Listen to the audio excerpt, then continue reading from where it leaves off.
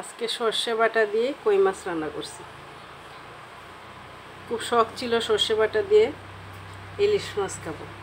ইলিশ মাছ তো বাগে জুটলো না।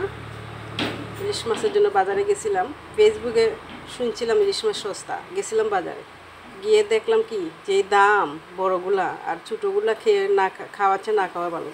এগুলা ছোটোগুলো 1000 টাকা কেজি, কিন্তু এগুলো খাওয়াচ্ছে জাটকা মাছ খাওয়া ভালো। এই জন্য এগুলো আনলাম না। না এনে 1 কেজি কই মাছ 250 টাকা নিয়ে আসছি। 1 কেজি জাটকা মাছ আমার বিড়ালদের জন্য নিয়ে আসছি, আর বাকি টাকা ফেরত নিয়ে আসছি। কারণ এই যদি আমি 1000 টাকা 2000 টাকা কেজি ইলিশ মাছ খাওয়ার চেয়ে আমি 500 টাকা বন্যার্থীদের জন্য দান করব, সেটাই হবে ভালো।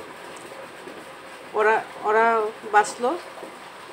আমার সামান্য কিছু টাকা দিয়ে যদি একটা মানুষ অন্তত একবেলা খাইতে পারে, তাই আমার জন্য যথেষ্ট।